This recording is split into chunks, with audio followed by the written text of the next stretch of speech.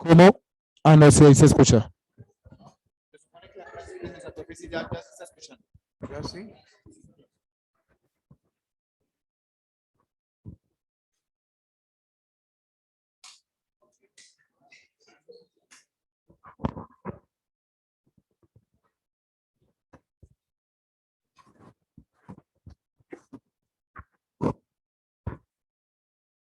Bueno, buenas noches. Por fin, pudiendo cuadrar todo esto. Bueno, la cátedra se llama contratos. Términos generales, contratos.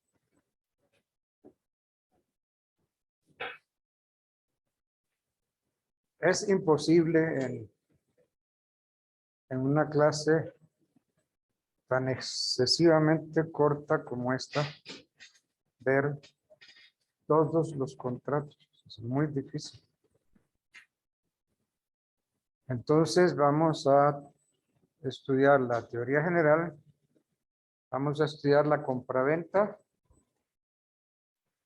y permuta y la hipoteca. Porque no nos da para más. ¿Ok?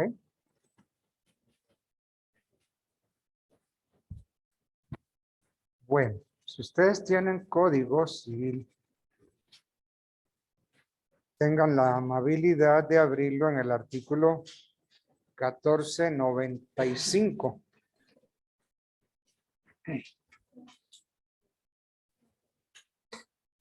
Porque aquí vamos a hacer una observación al artículo 1495.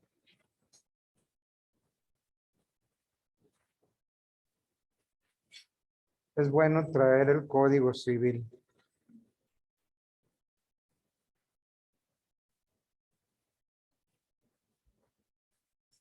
¿Ya lo tienen todos?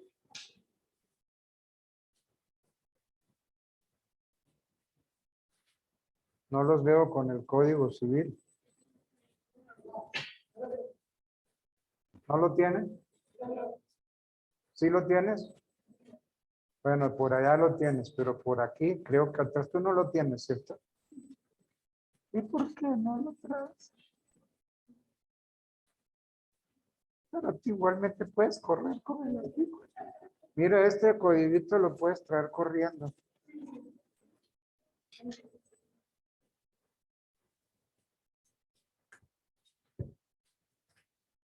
Es que si vamos a hacerle una crítica al código, pues tenemos que tenerlos.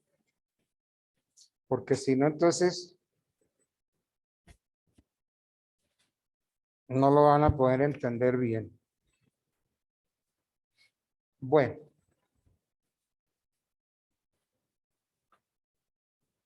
Entonces, lo primero será un concepto de contrato. ¿Qué es un contrato?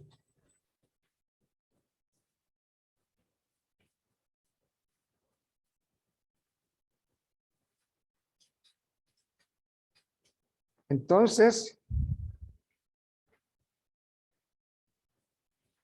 nuestro Código Civil, en su artículo 1495, define lo que puede llamarse contrato. Dice el 1495. Sí, que es bueno tenerlo porque si no, entonces no van a poder estudiarlo. Bueno, a partir de mañana todo el mundo con código civil en la mano. ¿Ok? 1495, contrato o convención. Dice el artículo. Contrato o convención es un acto por el cual una parte se obliga para con otra a dar, hacer o no hacer alguna cosa. Cada parte puede ser de una o de muchas personas. La primera observación. Equipara el término convención al contrato. Contrato o convención.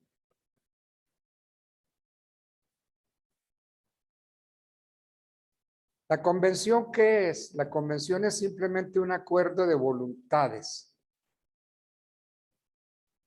Entonces, en el contrato hay acuerdo de voluntades.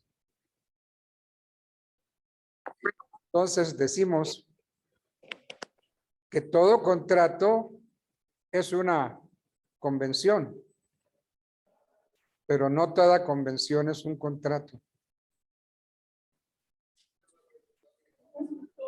¿Sí la agarran o no? Entonces, esto es vital, este es el primer artículo que es vital entenderlo. La convención es un simple acuerdo de voluntades. En todo contrato hay convención. En todo contrato implica un acuerdo de voluntades. Todo contrato lleva implícita una convención, pero no toda convención es un contrato. Contrato o convención es un acto por el cual. Entonces, la primera observación es que subsume en uno solo los términos contrato o convención. Los da como sinónimos. Contrato o convención. La convención es un mero acuerdo de voluntades.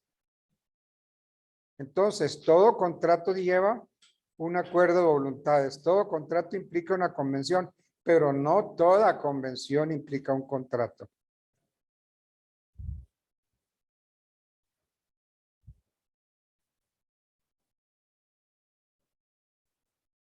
Bueno.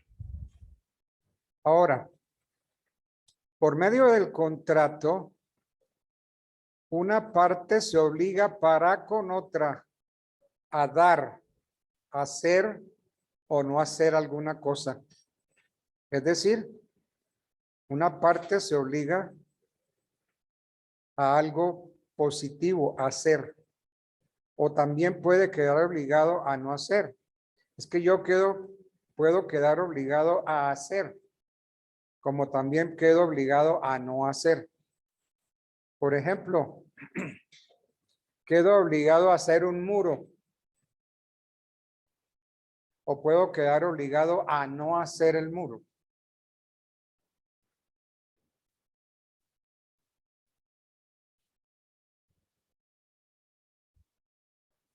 El contrato, entonces, es un acto jurídico unilateral, pero también puede ser plurilateral porque una parte puede obligarse para con otra o varias pueden obligarse para con otras. Entonces el contrato es un acto jurídico unilateral o plurilateral de contenido patrimonial. ¿Por qué de contenido patrimonial? Porque en razón del contrato se crean, se modifican o se extinguen obligaciones.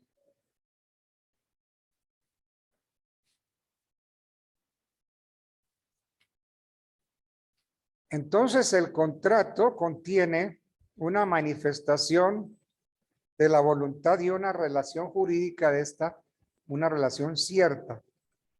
Entonces, el consentimiento del contrato contiene las dos manifestaciones de la voluntad de las partes, la del oferente y la del aceptante. la del oferente y la del aceptante.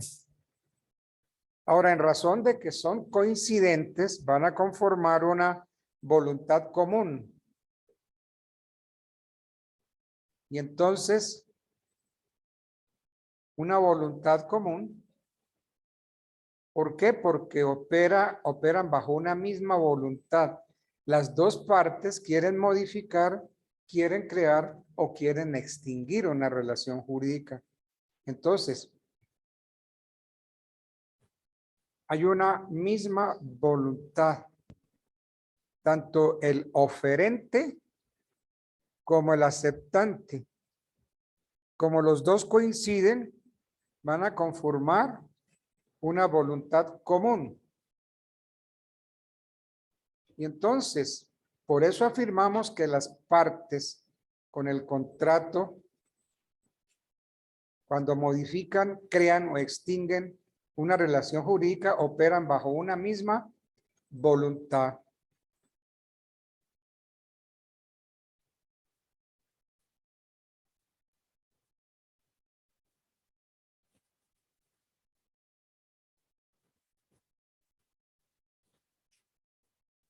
Entonces, la definición del 1495 establece que una parte se obliga para con otra. Un acto por el cual una parte, 1495. Contrato o convención es un acto por el cual una parte se obliga para con otra a dar, hacer o no hacer algo. Entonces, de esta manera se confunde el objeto del contrato con el objeto de la obligación. Anoten eso porque eso sí hay que dejarlo bien claro. Miren, es que esto sin el código en la mano sirve para tres cosas. No me digan que se me queda aquí en la memoria, porque eso es paja. Eso no se queda en la memoria. Estoy escogiendo el artículo. Me va a tocar poner tarea. Tarea. Código en mano. Mejor dicho es que yo no los voy a recibir si no entran con código. Porque esto de que a mí se me queda todo en la cabeza, eso no es cierto. Bueno. Entonces, la definición establece claramente que una parte se obliga para con otra a dar, hacer o no hacer. De esta manera se confunde el objeto del contrato con el objeto de la obligación. Entonces anoten esto porque de memoria no se les queda. Vamos a ver cuál es el objeto del contrato y cuál es el objeto de la obligación. El objeto del contrato es la prestación, pónganlo en letras grandes. El objeto del contrato es la prestación o prestaciones, porque pueden ser varias. Entonces, el objeto del contrato es la prestación o prestaciones a que una de las partes quedó obligada. Es en últimas la obligación que contrajo. El objeto del contrato es la obligación que contrajo. Es la prestación a las prestaciones a que la parte quedó obligada. Es el objeto del contrato. ¿Qué es el objeto de la obligación? El objeto de la obligación es la cosa que debe darse, hacerse o no hacerse.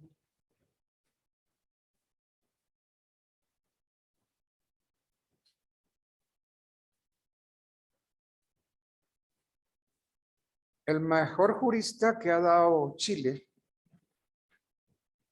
es don Luis Claro Solar. Don Luis Claro Solar tiene unas obras maravillosas. Tiene todo el Código Civil chileno en varias obras. Hace unos años Yo las tengo. Hace unos años las estaban vendiendo y pedían 5.800.000 pesos por las obras de don Luis Claro Solar. Así no se puede estudiar, ¿cierto? ¿Cómo va uno a comprar 5.800.000?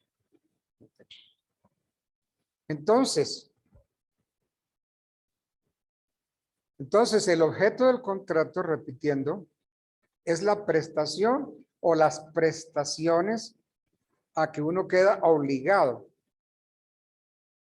Ese es el objeto del contrato. Y el objeto de la obligación es la cosa que se debe dar, que se debe hacer o no hacer. Luis Claro Solar, en su obra de Derecho Civil, dice: el contrato es el acto por el cual una parte contrae para con otra una obligación. El contrato es el acto por el cual una parte contrae para con otra una obligación. Y esta obligación es la que tiene por objeto una cosa que debe darse, hacerse o no hacerse.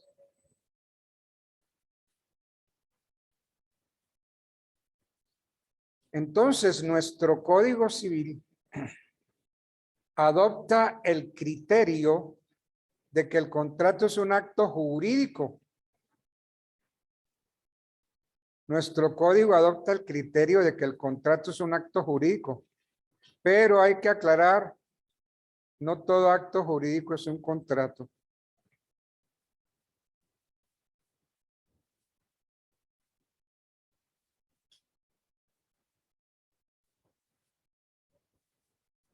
Bueno, entonces, mirando los apuntes que ustedes tienen, ¿alguien me puede decir cuál es el objeto del contrato y cuál es el objeto de la obligación? Sí, Lim.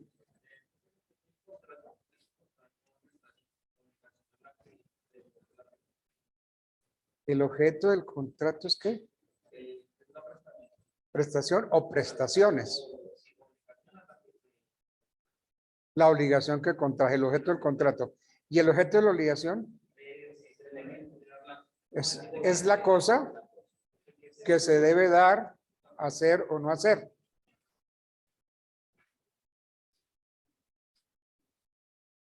¿Y nuestro código qué criterio adopta? Nuestro código adopta el criterio de que el contrato es un acto jurídico, pero no todo acto jurídico es contrato. Bueno, vamos muy bien.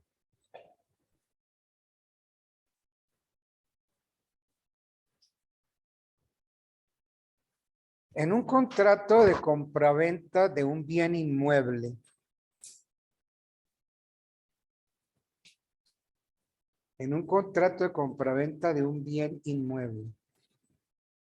lo que obliga a entregar el bien objeto del contrato, ¿es el contrato mismo? ¿Ustedes qué opinan? Sí. En un contrato de compraventa de un bien inmueble hay que entregar el bien, ¿cierto? Entonces, lo que obliga al vendedor a entregar el bien objeto del contrato es el contrato mismo.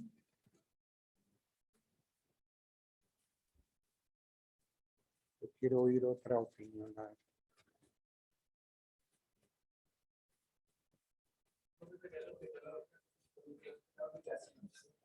¿Y cuál es el objeto de la obligación? ¿El de? No. En un bien inmueble.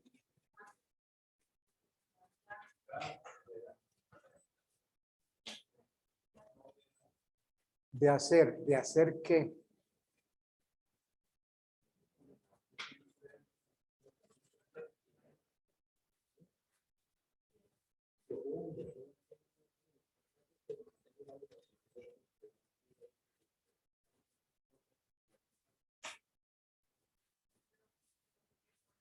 Perdóneme, pero así como así. O sea, Usted me vende la casa. sí, listo, yo voy a vender la casa. Usted me vende la casa. La casa es el objeto, es la cosa.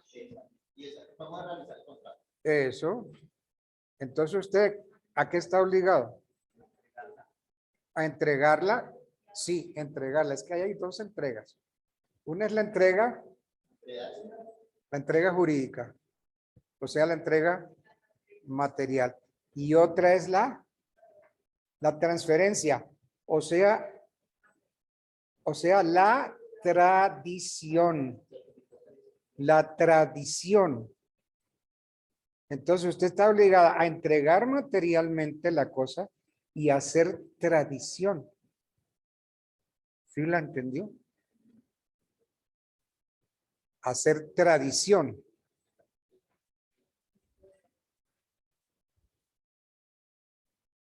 Entonces, en el contrato de compraventa de un bien inmueble, ¿cuántas solemnidades hay?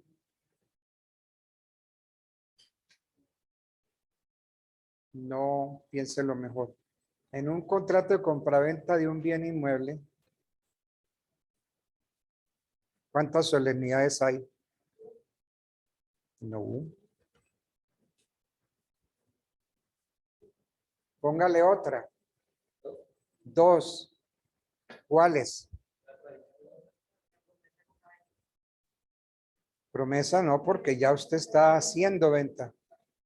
Entonces son dos solemnidades.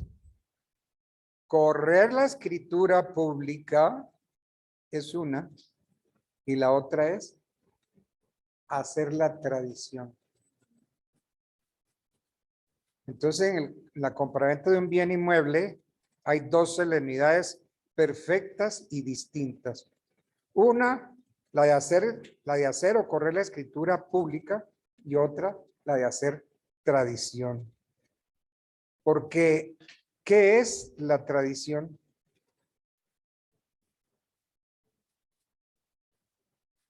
Es un modo de adquirir. Un modo de adquirir el dominio de las cosas y consiste en la entrega que el dueño hace a otro, habiendo de una parte la intención de transferir y habiendo por la otra la intención y la capacidad de adquirir. Entonces son dos las solemnidades. Hacer o correr la escritura pública y la otra es hacer tradición.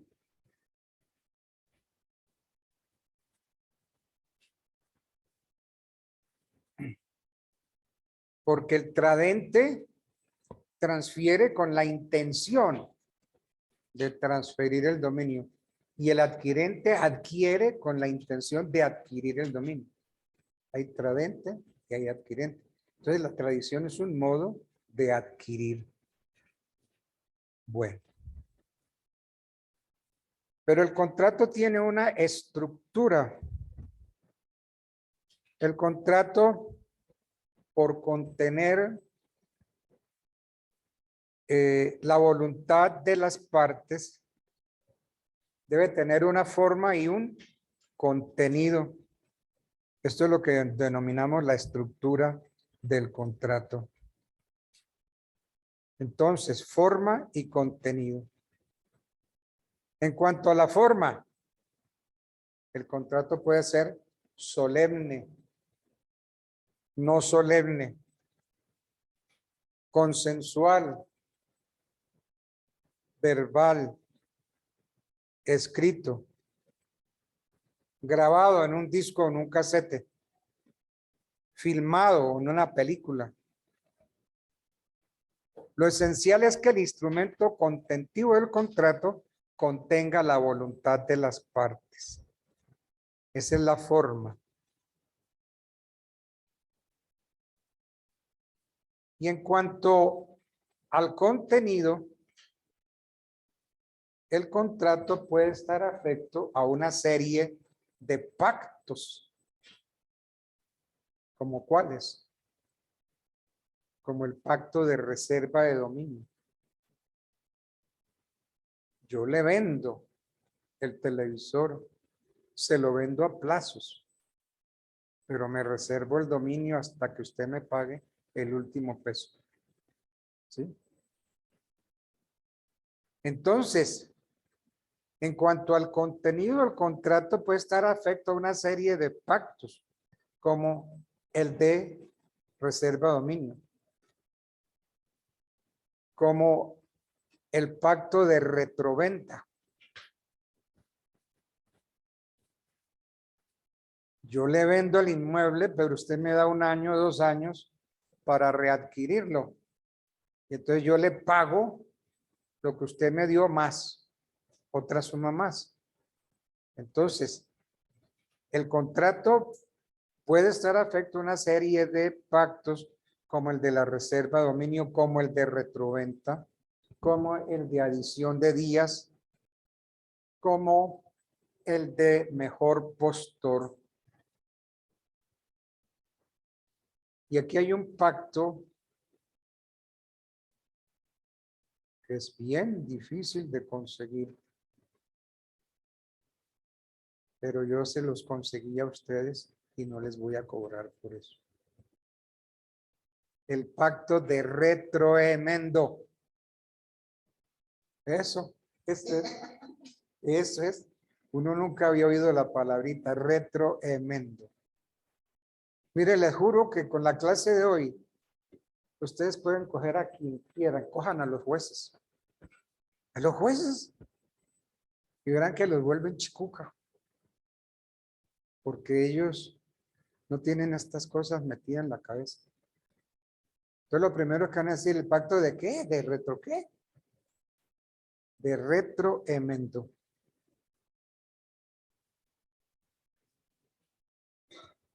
Pacto de retroemendo. Ya se los voy a decir. Pacto de retroemendo.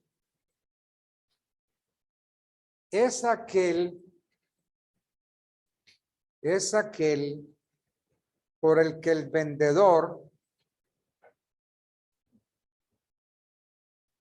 retroemendo es aquel por el que el vendedor puede rescatar la cosa vendida devolviendo el precio que pagó el comprador. Retroemendo es aquel por el cual el vendedor puede rescatar la cosa vendida devolviéndole el precio que pagó el comprador. Eso es para unos. Para otros, el pacto de retroemendo es aquel pacto por el que el comprador puede resolver la compra exigiendo en su caso la devolución del precio.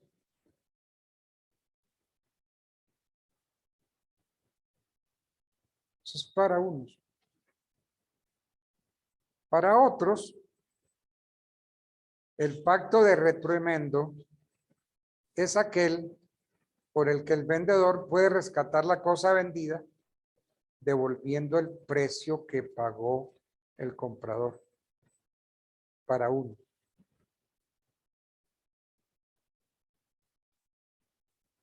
Para unos. Para otros, aquel pacto por el que el comprador puede resolver la compra-venta exigiendo la devolución del precio.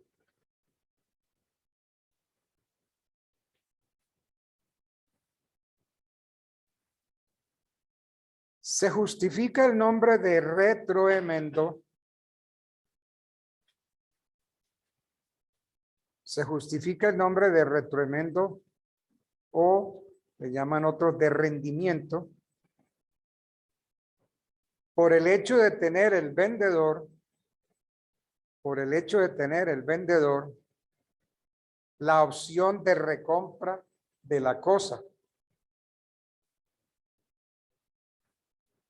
Se justifica el nombre retrovendo o de rendimiento por el hecho de tener el vendedor la opción de recompra de la cosa.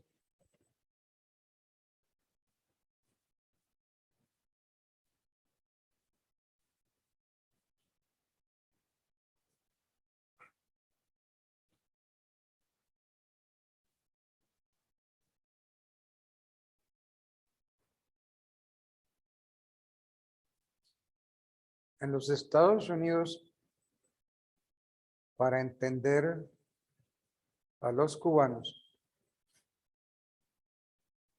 cuando hablan, es algo muy difícil.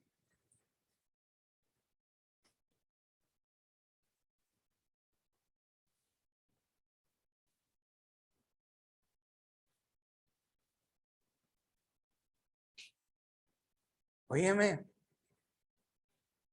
ahora que llegues a la casa, llámame para atrás. Llámame para atrás.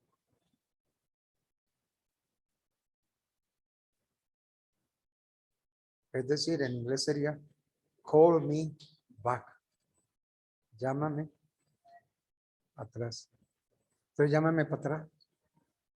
Eso es, entender los cubanos es muy difícil. Llámame para atrás. Call me back. Bueno.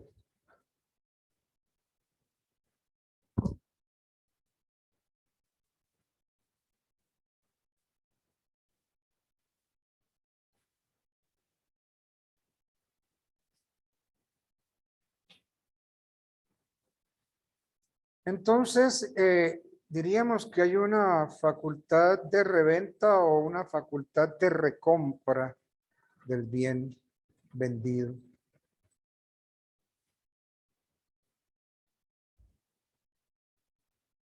Entonces, el pacto de retroemendo es, por consiguiente, aquel que permite al vendedor.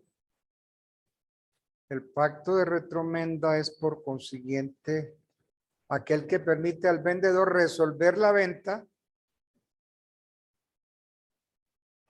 mediante el ejercicio de la facultad dimanente del pacto.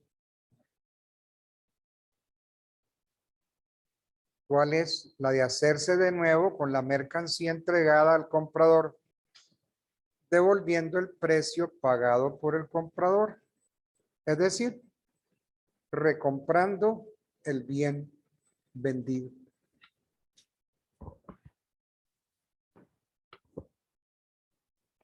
Bueno.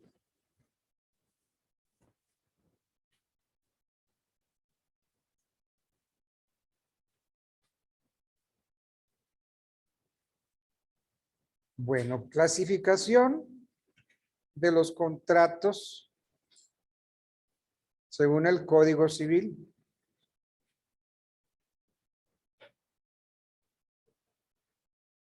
¿Sí?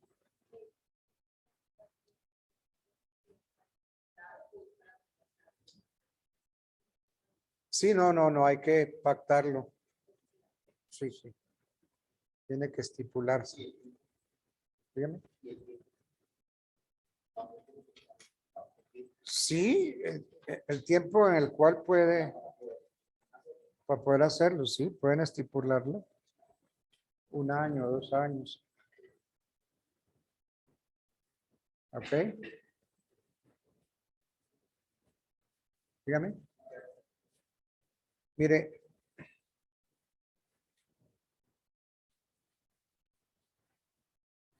Tremendo.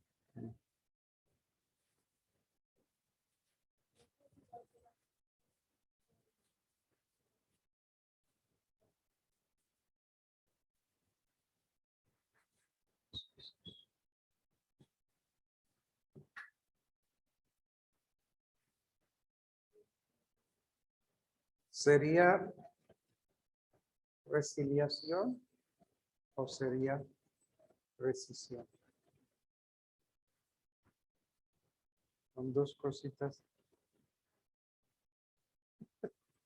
Sí. Bueno.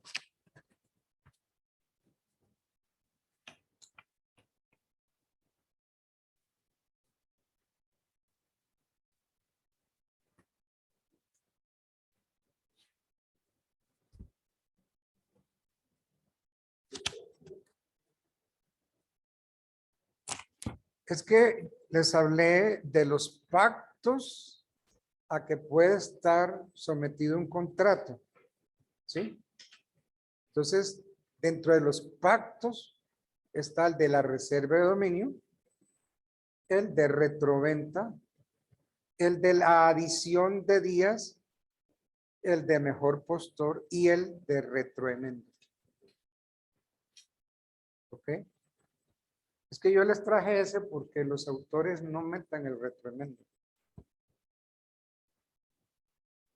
En cuanto al contenido, repito, el contrato puede estar afecto a una serie de pactos. ¿Como cuáles?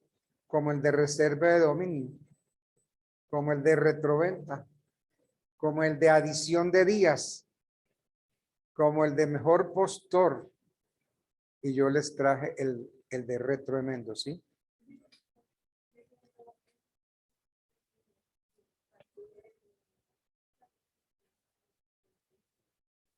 ¿1939?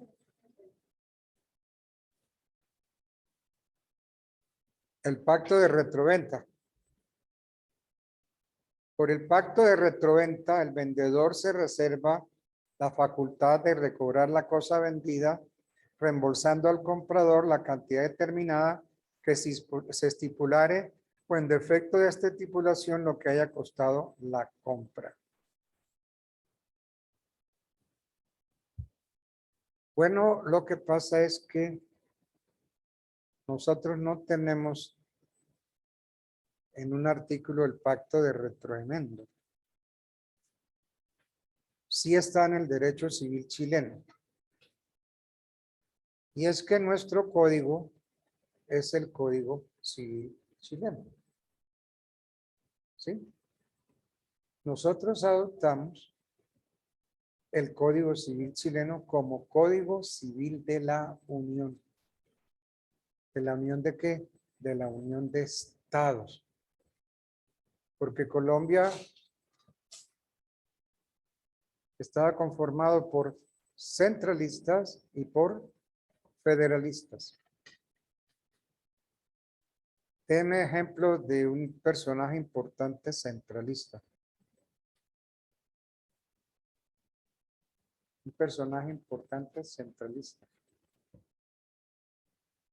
Bolívar. Federalista. Francisco de Paula Santander. Entonces el uno fue centralista y el otro fue federalista. Con los centralistas nació el Partido Conservador. Con los federalistas, con Santander nació el Partido Liberal. Centralistas y federalistas. Y entonces, ¿qué conseguimos? Conseguimos un solo código que se llamó Código de la Unión. Código Civil de la Unión. ¿De la Unión de qué? De los centralistas con los federalistas. ¿Ok?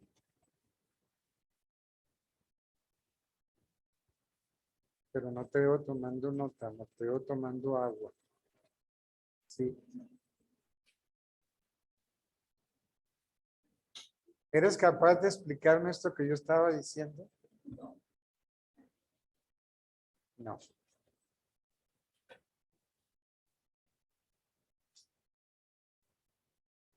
Son cositas y estamos empezando la materia bien delicadas que son. Cojan a cualquiera que se crea berraco en derecho. ¿Verán?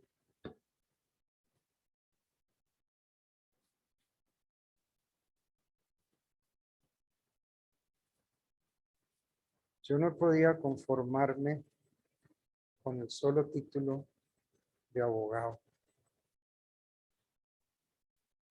Y entonces, todo el mundo piensa en maestría. No, yo le tiré directo, duro, directo al doctorado. Y es que no es lo mismo ser magíster que ser doctor. A mí me da risa aquí, profesores. Uy, fulano es que es magíster. Yo soy magíster y magíster. Yo pregunto, ¿cuántos doctores en Derecho tiene esta universidad? No conozco el primero.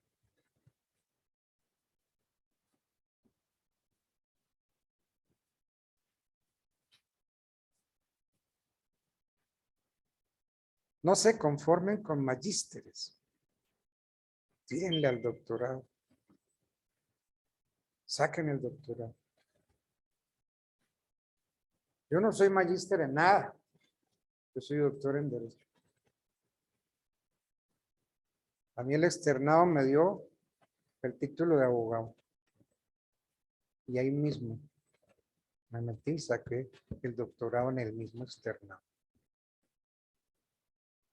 Entonces yo veo los profesores que yo soy magíster, que fulano es magíster, sutano es magíster, magíster y magíster. ¿Cuántos doctores en Derecho tiene esta universidad? Uno solo, yo. Yo soy doctor en Derecho. El único doctor en Derecho de esta universidad soy yo. Y los demás se llenan la boca de agua, se pavonean. Y un profesor otro que es magíster.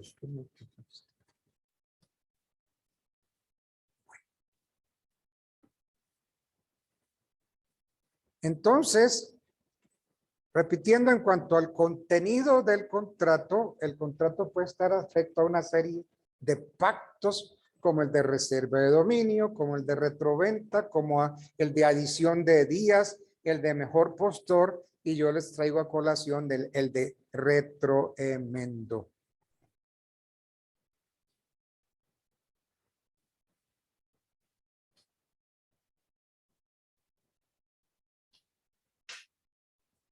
Pero esto no es nuevo, ¿no?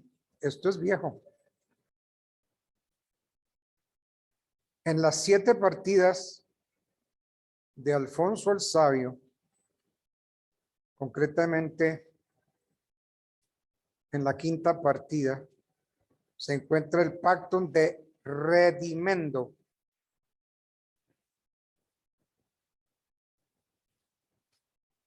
Pacto de redimendo en las 7 partidas. Y se configura como la resolución de la venta,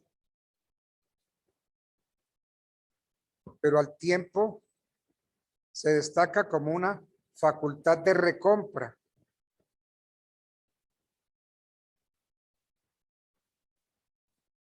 Y entonces en las 7 partidas se habló del pacto de reventa y se habló del pacto de recompra. De modo que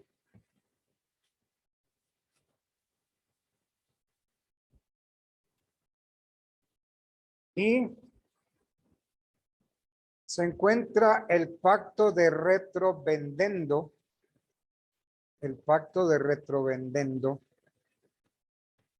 que permite al vendedor resolver la venta mediante el ejercicio de la facultad dimanente del pacto. El pacto de retrovendendo es por consiguiente el que permite al vendedor resolver la venta mediante el ejercicio de la facultad que viene del pacto, de hacerse de nuevo con la mercancía entregada al comprador, devolviendo el precio pagado.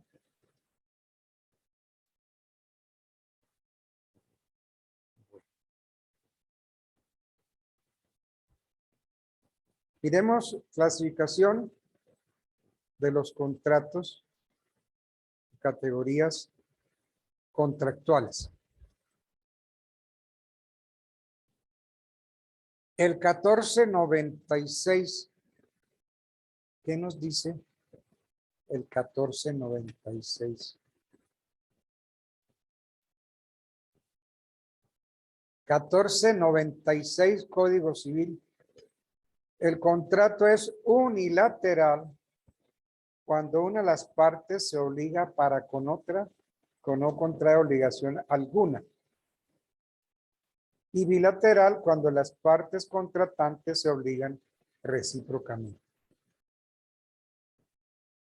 Entonces, como se puede observar, el código en este artículo 1496 adopta la clasificación de contratos unilaterales y contratos bilaterales. El contrato es unilateral cuando una de las partes se obliga para con otra y bilateral cuando las partes contratantes se obligan recíprocamente.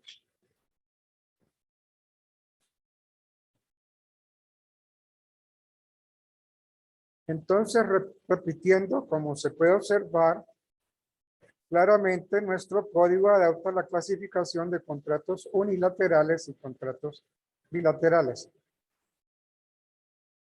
El contrato es unilateral cuando una parte se obliga para con otra que no contrae obligación alguna.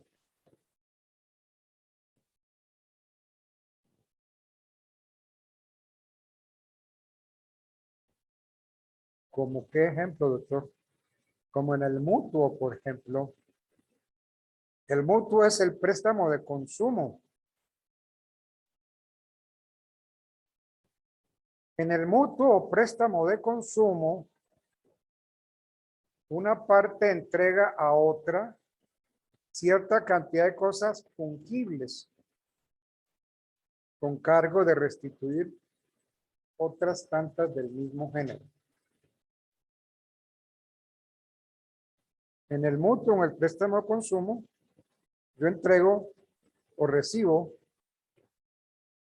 cosas fungibles con cargo de restituir otras tantas del mismo género.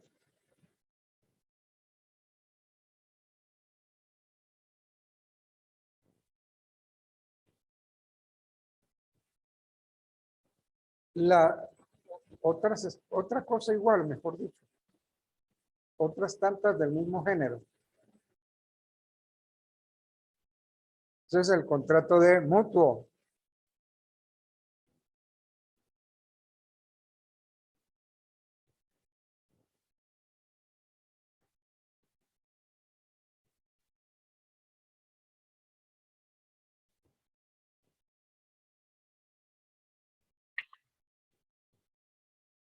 Ese es el contrato unilateral y el contrato es bilateral cuando las partes contratantes se obligan o se benefician recíprocamente. Bilateral cuando las partes contratantes se obligan o se benefician recíprocamente, como en la compraventa, como la permuta, como el arrendamiento.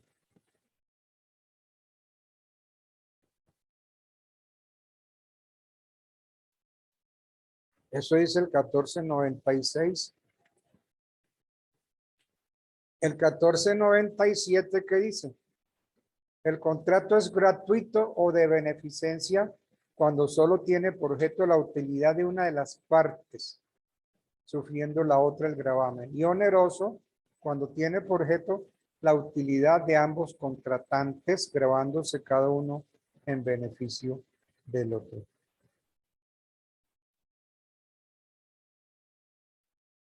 Entonces yo hago aquí una pregunta. La bilateralidad y la onerosidad son términos sinónimos. Vamos a ver.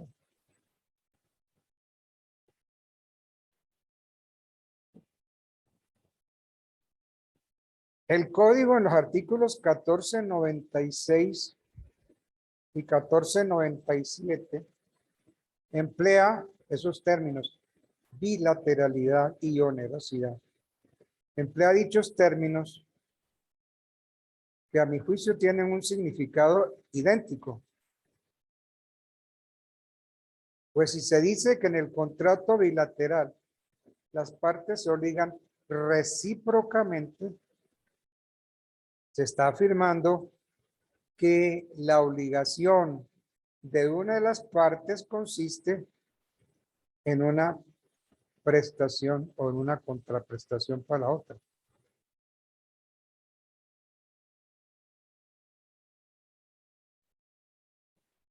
¿Sí están entendiendo?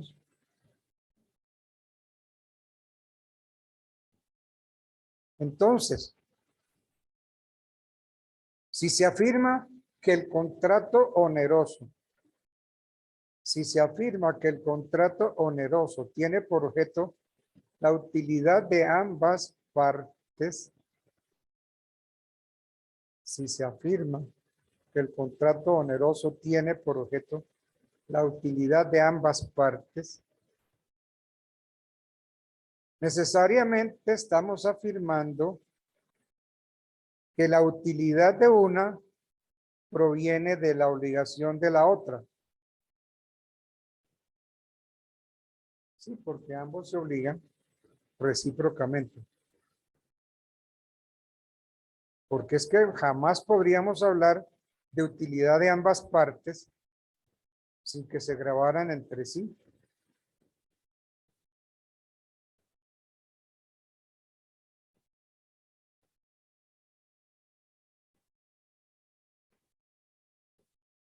$14.97. El contrato es gratuito o de beneficencia cuando solo tiene por objeto la utilidad de una de las partes y oneroso cuando tiene por objeto la utilidad de ambos contratantes, grabándose cada uno en beneficio del otro. Ok. Contratos gratuitos y onerosos. ¿Qué dice el 14.97? El contrato es gratuito o de beneficencia. Entonces los contratos gratuitos se llaman también de beneficencia. El contrato es gratuito o de beneficencia cuando solo tiene por objeto la utilidad de una de las partes, sufriendo la otra el gravamen. Y oneroso cuando tiene por objeto la utilidad de ambos contratantes, gravándose cada uno a beneficio del otro.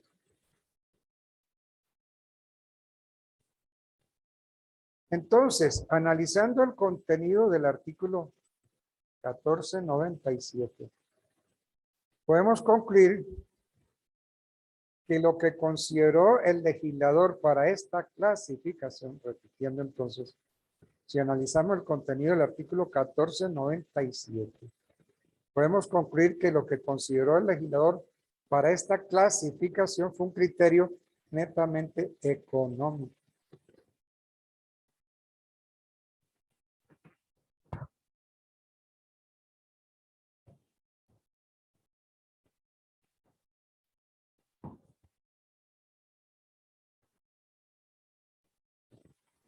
Entonces, la calificación de un contrato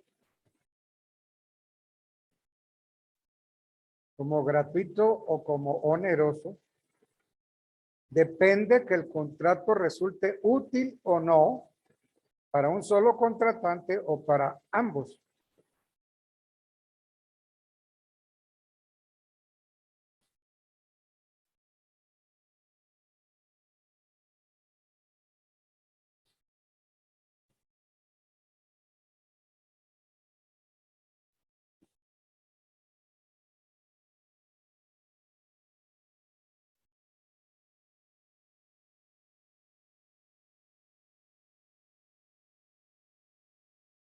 Bueno.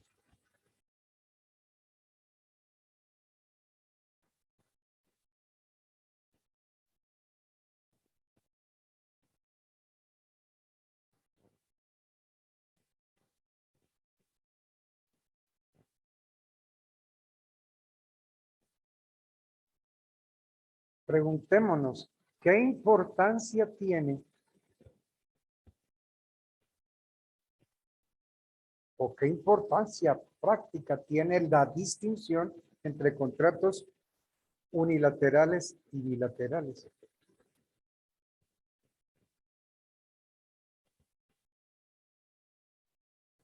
¿Qué importancia tiene hacer distinción entre contratos unilaterales y bilaterales? Diríamos que la importancia está en los efectos.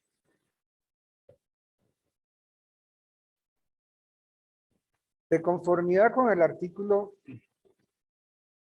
1546 del Código Civil. En los contratos bilaterales va envuelta la condición resolutoria en caso de no cumplirse por uno de los contratantes lo pactado.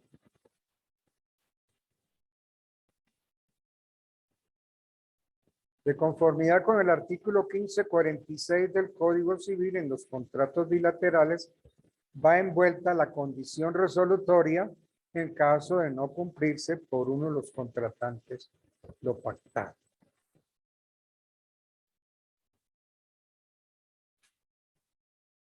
Entonces va envuelta la condición resolutoria en caso de no cumplirse lo pactado por una de las partes. Entonces, siguiendo estrictamente los lineamientos del 1546,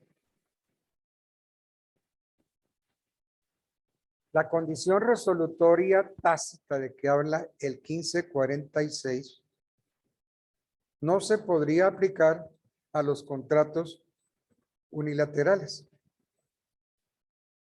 Pues sería inoperante, porque es que el 1546 dice en los contratos bilaterales, o sea, excluye los contratos unilaterales. Entonces, la condición resolutoria tácita es propia solamente de los contratos bilaterales. En los contratos unilaterales no se puede aplicar, sería totalmente inoperante.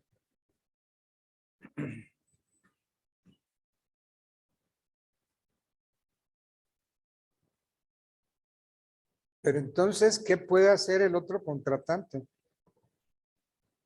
Dice, en los contratos bilaterales va envuelta la condición resolutoria en caso de no cumplirse por uno de los contratantes lo pactado. Pero en tal caso, ¿podrá el otro contratante, podrá pedir a su arbitrio o la resolución o el cumplimiento del contrato con indemnización de perjuicios?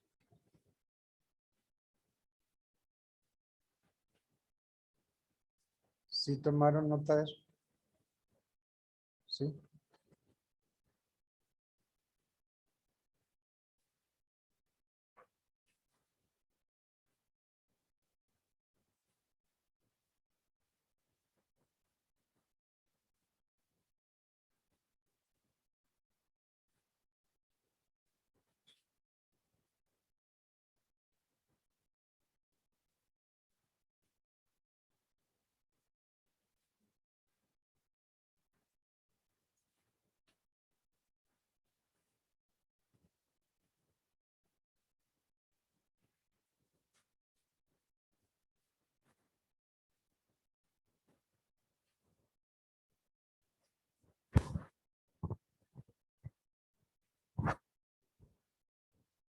¿Y la resolución qué?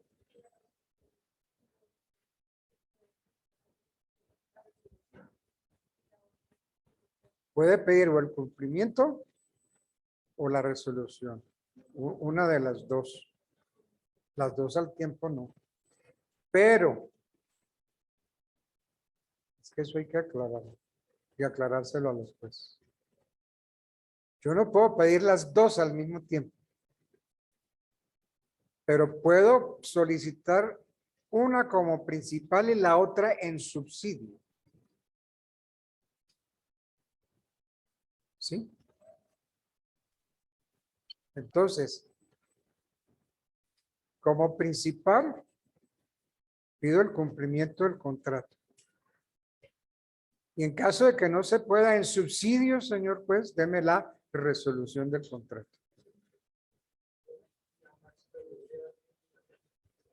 Sí, claro. En ambos casos con indemnización de perjuicios.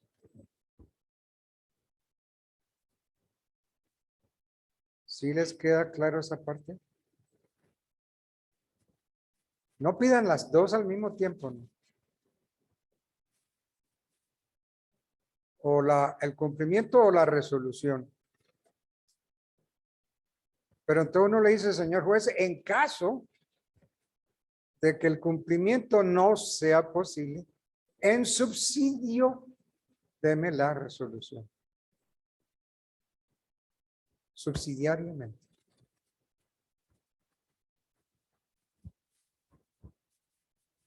Buenas noches, doctor. Buenas noches. ¿Sí? ¿Pregunta? Sí, doctor, ¿cómo está? Buenas noches. Le habla Leonardo Murillo. En el transporte público, pero me causó un poquito de intriga lo que su merced acaba de decir, de pedir en subsidio alguna resolución de un conflicto, dependiendo de la pretensión, si es cuantiosamente o si es penalmente, que como en ese limbo, por decirlo así, doctor. Bueno, es que usted en el proceso penal tiene que convertirse en parte civil.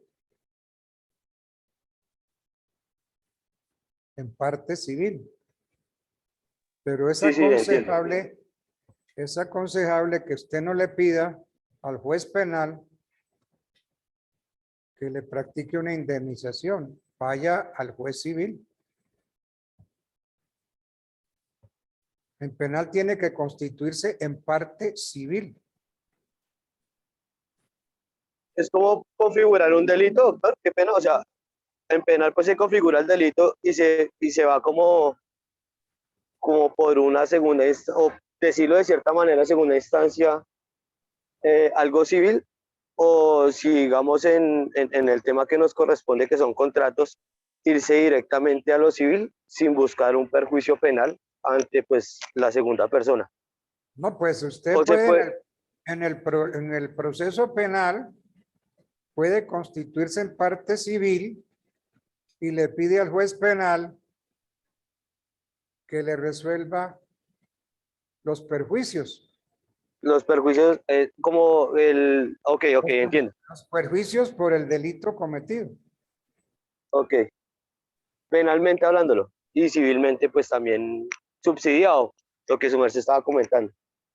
Pero es mejor no pedirle al juez penal que se meta en problemas netamente civiles. Ok, ok, doctor, gracias. Bueno,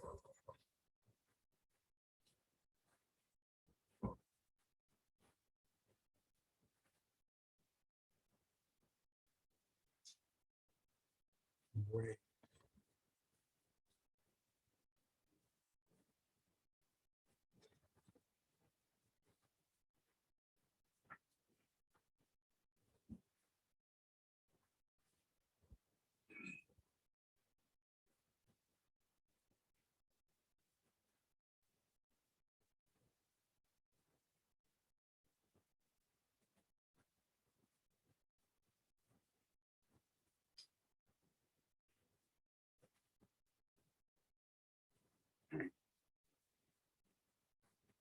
Para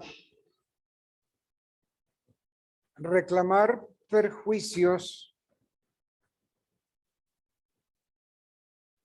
uno como abogado tiene que plantear una ecuación lo más de bonita. Está el hecho. Lo primero que nos debemos preguntar es si el hecho es lícito o si el hecho es ilícito. Bueno, vamos a preocupar es del hecho ilícito, porque si es lícito no hay nada que hacer. Entonces, el hecho ilícito. A renglón seguido nos preguntamos, ¿quién es el autor del hecho ilícito? Entonces, Pedro, autor del hecho ilícito. ¿En qué consistió el hecho ilícito? Ir conduciendo en Bogotá a exceso de velocidad y en estado de embriaguez y además se voló el semáforo. Esa es la pendejadita del hecho ilícito. Entonces, ese hecho ilícito es predicable ¿de quién? De Pedro. Porque fue Pedro el que iba conduciendo a exceso de velocidad y fue Pedro el que se voló el semáforo. ¿Ok? Entonces, sujeto agente, Pedro. El hecho ilícito, pues los que acabamos de enumerar. Y tiene que haber una víctima, una relación de causa a efecto. Si hablamos de hablar de perjuicios, entonces tiene que haber alguien que haya sufrido los perjuicios. Entonces, una relación de causa a efecto. Relación entre el hecho ilícito y los perjuicios ocasionados. ¿A quién? A Berta. La pobre Berta es la que sufrió el hecho ilícito. Entonces, los perjuicios los sufre Berta. Entonces hay que establecer una relación de causalidad entre el hecho ilícito, el autor del hecho, de la víctima y los perjuicios ocasionados a la víctima. Esa es una ecuación que hay que hacerla muy clarita en la demanda. La relación de causalidad. Relación de causa a efecto. Y esto no lo entienden los abogados. Muy difícil. Uno como juez tiene que rechazar cantidades de demandas mal presentadas. Entonces, a ver, ¿cuál es la relación de causalidad? Ustedes mismos, díganme. Analicemos. ¿Cuál es esa relación de causalidad? ¿Cómo la estamos entendiendo?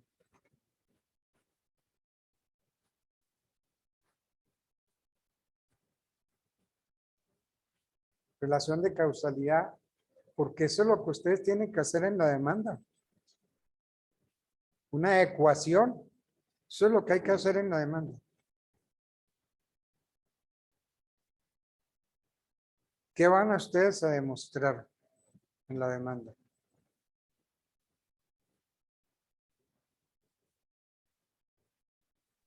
Los Son perjuicios. causal, doctor. Dígame. Existe un uso causal, que existe relación de los hechos con la demanda. Con Los delitos. hechos. Tienen que tener relación con la demanda. Pero entonces, ¿cuál es la relación de causalidad? ¿Qué es lo que los tratadistas hablan de la relación de causalidad?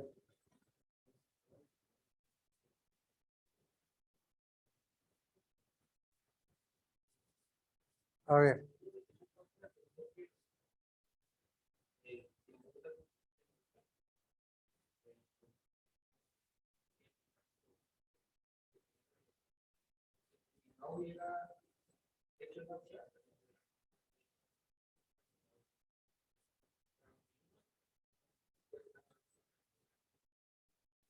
Correcto, entonces la relación de causalidad, esa ecuación que ustedes tienen que mostrar ahí en la demanda. En primer lugar, que hubo un hecho ilícito, ¿cierto? Ese hecho ilícito tiene que tener un sujeto agente. ¿Quién lo cometió? El autor, Pedro.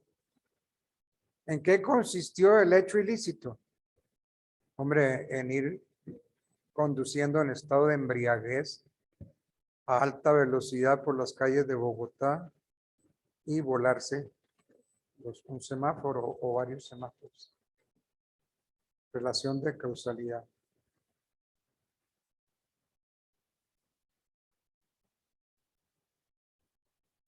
Cuando yo pregunto en la demanda, ¿usted presenta una ecuación? ¿Verdadera ecuación? Sí. Y es que eso no lo entienden los abogados.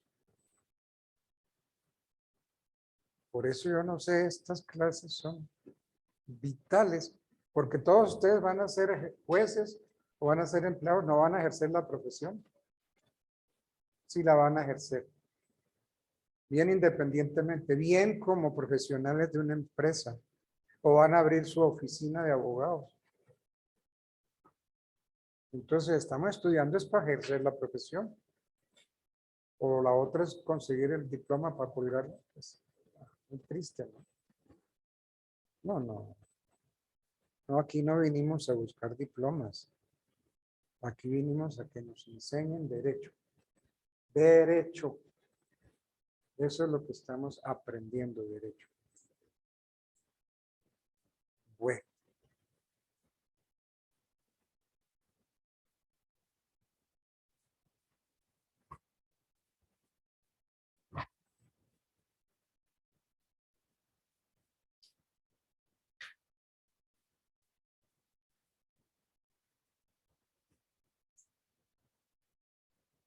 Bueno, siguiendo entonces con la clasificación de los contratos.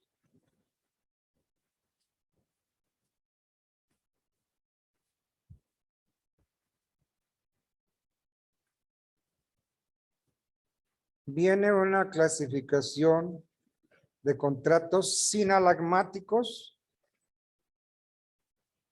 que son los mismos bilaterales, y contratos unilaterales. Entonces, contratos sinalagmáticos o bilaterales y contratos unilaterales. Entonces, el contrato sinalagmático o bilateral, que es lo mismo, el contrato sinalagmático o bilateral supone que los contratantes se obligan recíprocamente.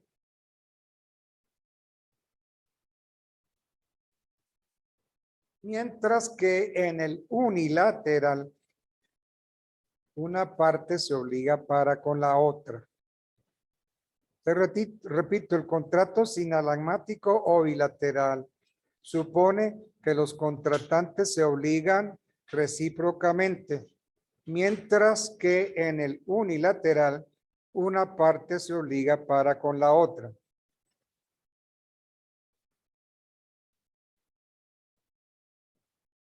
En el sinalagmático, cada parte es acreedora y deudora al mismo tiempo. ¿Por qué? Porque las obligaciones en este tipo de contratos son recíprocas. Porque es que el acreedor es al mismo tiempo acreedor y deudor.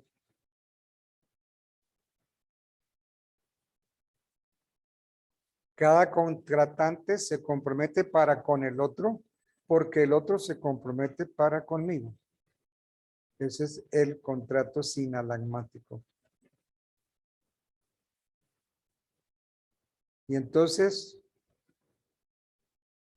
cuando mi obligación corresponde a lo que yo doy, corresponde a lo que yo recibo, el contrato es sinalagmático perfecto, como en el matrimonio, ¿cierto?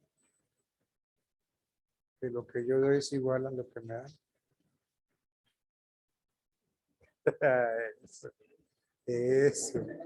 Eso. Bueno. Entonces el sinalagmático perfecto. En el contrato sinalagmático imperfecto, para entender este tipo de contrato, tenemos necesariamente que ubicarnos en el contrato unilateral, como el depósito, el mandato, en que una parte se obliga para con la otra. En el depósito, por ejemplo, el depositario es el único obligado para con el depositante. ¿Cuál es la obligación? Restituir la cosa dada en depósito. Restituir la cosa al término del contrato. El depositante no adquiere ninguna obligación.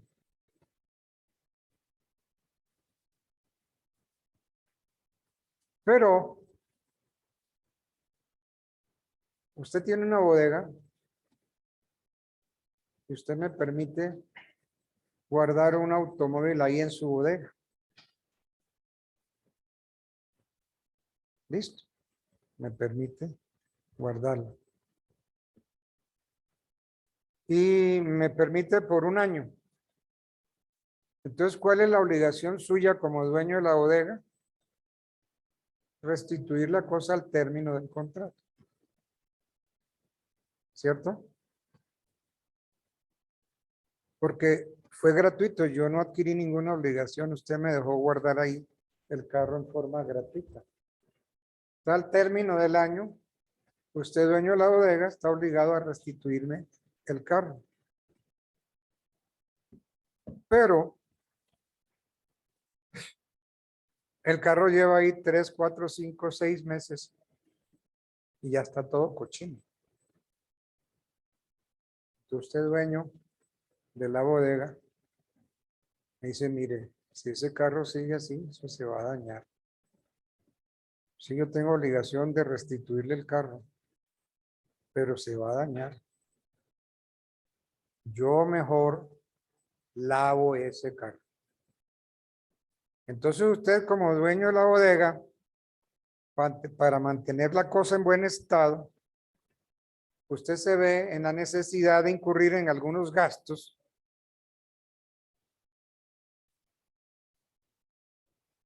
viéndose obligado no, teniendo la facultad de pedir lo que usted ha gastado en la conservación del carro.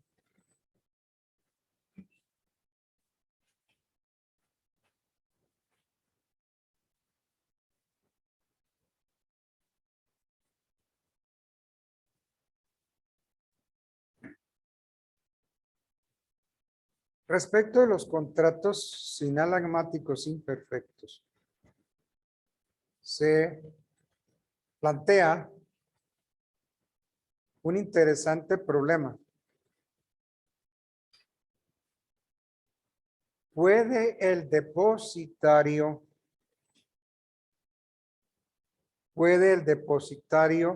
negarse a restituir la cosa dada en depósito si no es indemnizada por el depositante?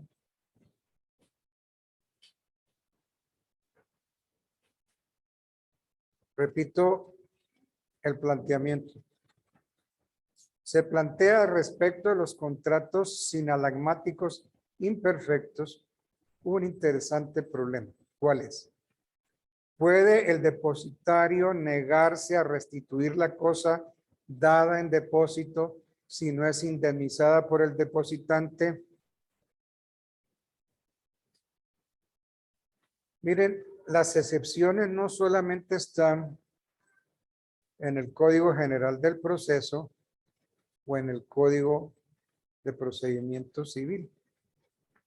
Hay una excepción que esta sí no la conoce nadie.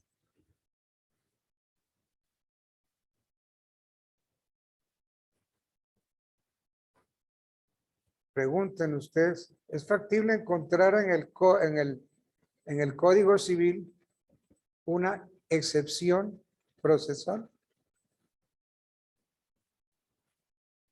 Sin embargo, hay una.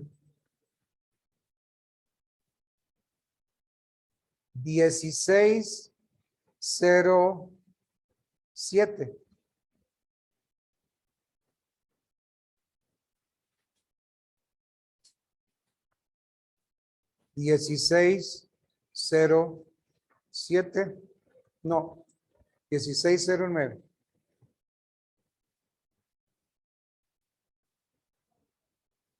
Código Civil.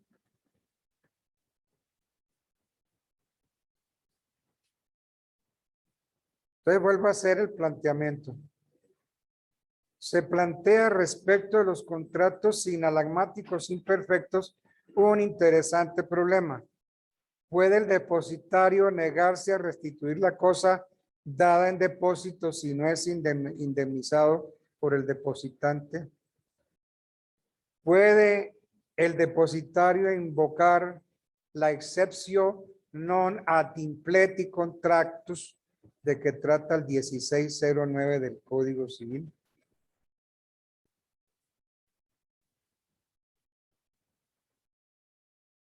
Entonces, 1609, excepción non ad impleti contractus.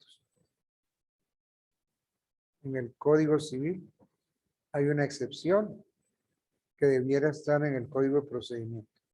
1609. Excepción non ad impleti contractus. Excepción de contrato no cumplido.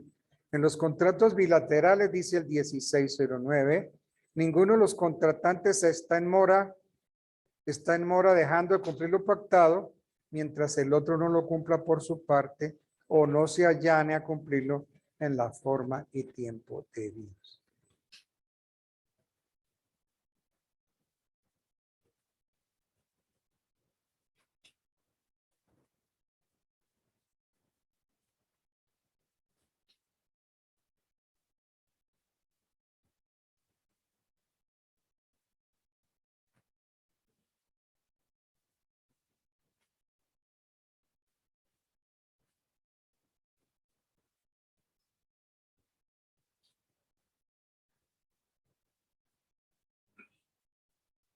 Si tú no me cumples,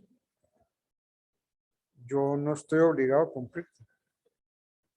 Si no me cumples, yo no tengo por qué cumplirte. En los contratos bilaterales, ninguno de los contratantes está en mora dejando de cumplir lo pactado mientras el otro no lo cumpla por su parte. Yo estoy obligado a entregarte el televisor, pero siempre y cuando tú me pagues el televisor.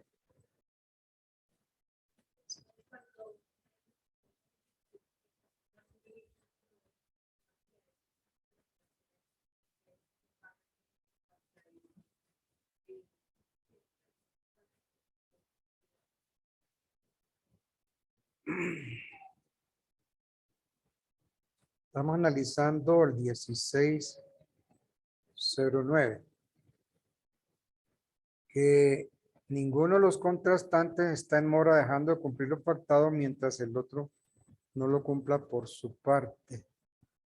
¿Cómo sería ese ejemplo tuyo del parqueadero?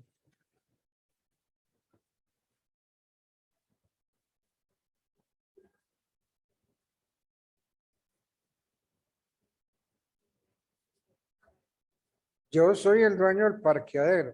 Te estoy dando parqueo. Y ya la cuenta por el parqueo va. Entonces, yo no te dejo sacar el automóvil mientras no me pagues. Entonces, en los contratos bilaterales, ninguno de los contratantes está en mora dejando cumplir lo pactado, mientras el otro no lo cumple. Yo no te dejo sacar el carro, pero es que yo no estoy en mora de cumplir lo pactado mientras tú no me pagues el arriendo del carro. Entonces, esto es la excepción de contrato no cumplido, que se conoce con el nombre de exceptio non ad impleti contractus, de que trata el 1609.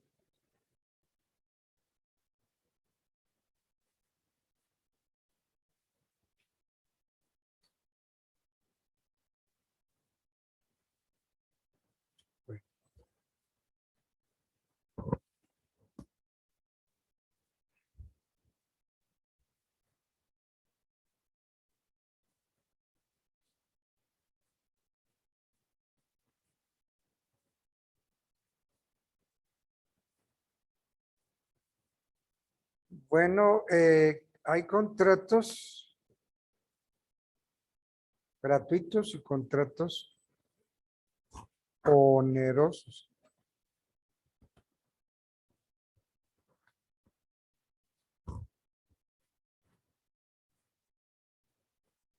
Contratos gratuitos onerosos. ¿Qué dice el artículo 1497 del Código Civil?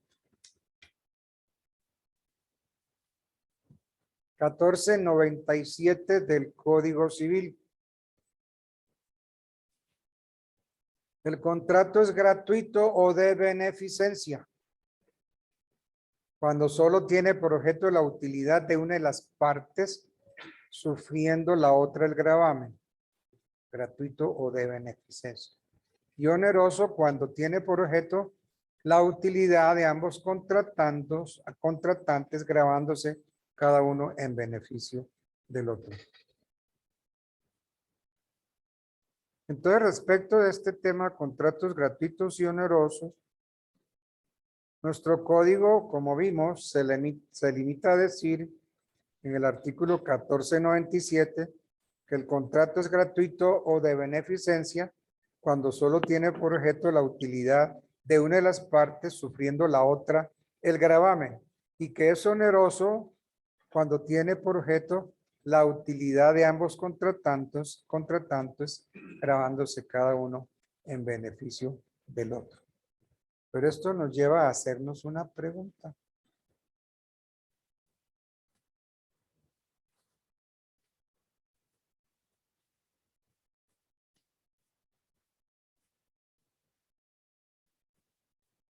¿Qué importancia tiene esta clasificación de contratos gratuitos y onerosos?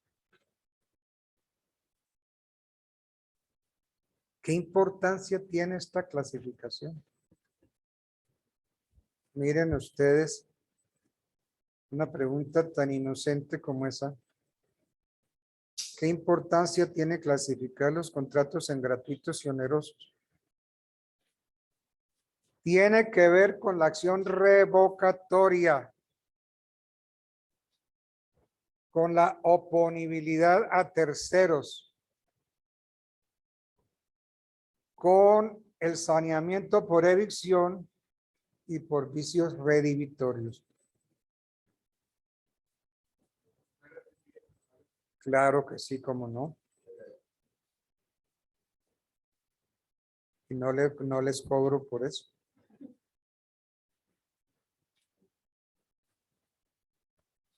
¿Qué importancia tiene esta clasificación? O sea, contratos gratuitos y onerosos. ¿Qué importancia tiene? Tiene que ver con la acción revocatoria, con la oponibilidad a terceros, con el saneamiento por evicción y por vicios redivitorios.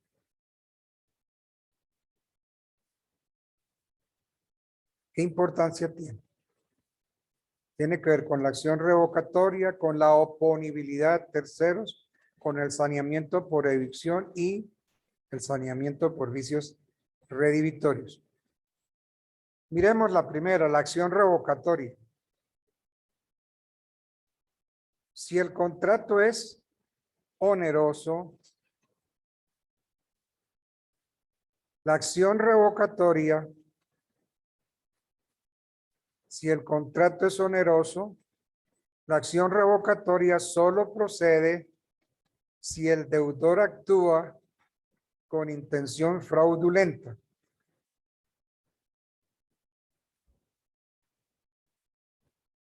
Hablando de la acción revocatoria, si el contrato es oneroso, la acción revocatoria solo procede si el deudor actúa con intención fraudulenta y el adquirente es cómplice en el fraude.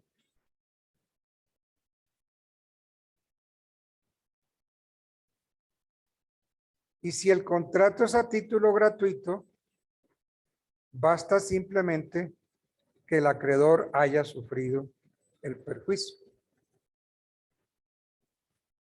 Busquemos por acá más adelante en el código, artículo 24. 95.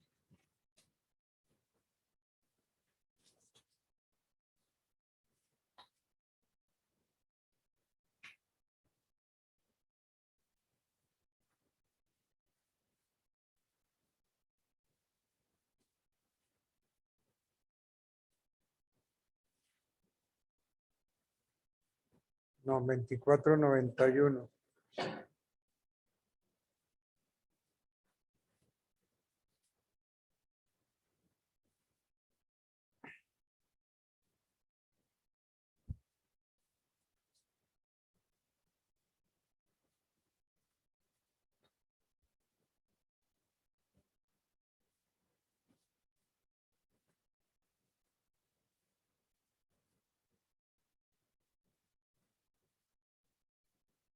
Me gustaría dejar esto para mañana. ¿Cuál es el tema a tratar? La pregunta es, ¿qué importancia tiene la clasificación entre contratos gratuitos y contratos onerosos? Y entonces les dije, respondiendo a la pregunta, ¿qué importancia esta clasificación? Les dije, tiene que ver con la acción revocatoria, con la oponibilidad a terceros, con el saneamiento por evicción y por vicios redimitorios.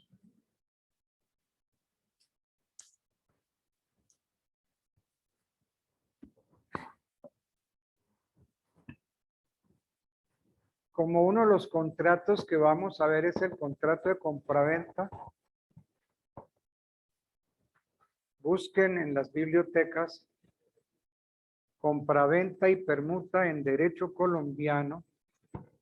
El autor es Álvaro Pérez Vives. Álvaro Pérez Vives.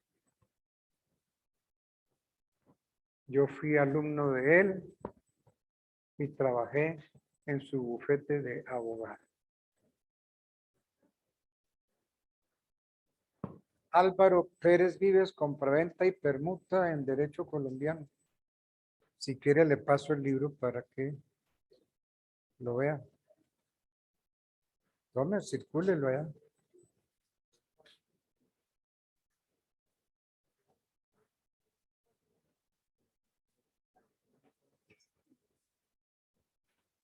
Tómele foto entonces. Pero desde lejos, ¿cómo hace para tomar foto? Coja el libro que no se lo va a comer, hombre.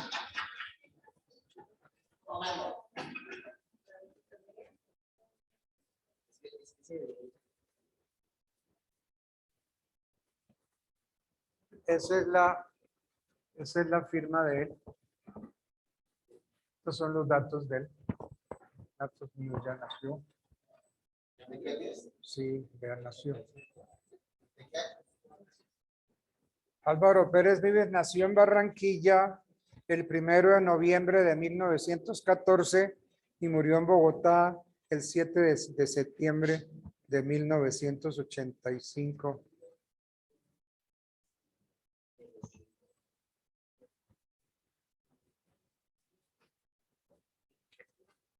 Dio pesar el entierro de él porque las grandes figuras del derecho no asistieron a ese funeral. Yo estuve en ese funeral. Acompañé a este gran maestro, lo más grande que ha dado Colombia. El abogado más grande que ha dado Colombia, Álvaro Pérez Vives. Entonces vamos a ver si podemos ver la compraventa y permuta, ojalá de Pérez Vives. Y ver también la hipoteca. Entonces compraventa e hipoteca. Trataremos de ver los contratos más importantes, compraventa, hipoteca, porque ver todos los contratos es un imposible. Es imposible, no se pueden ver todos los contratos. Entonces vamos a ver compraventa y permuta en derecho colombiano. Bueno. Diga. La hipoteca, Alberto Leuro.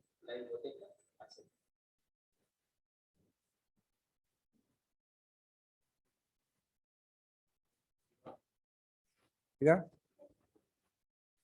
Alberto Leuro.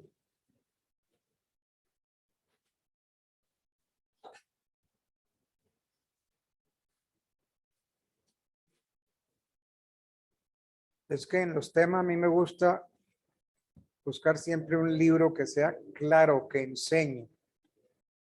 Y este libro de la hipoteca sí que enseña. Uy, es clarito este libro.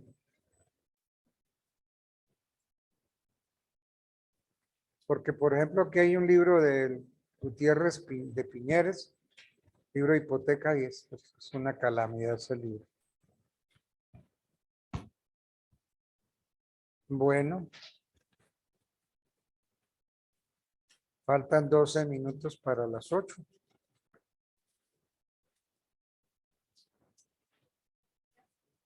Es bueno. Buena hora para dar por terminado la clase. ¿Ahorita tienen clase de 8 a 10? ¿Qué tienen? ¿Derecho penal? Penal especial. Bueno.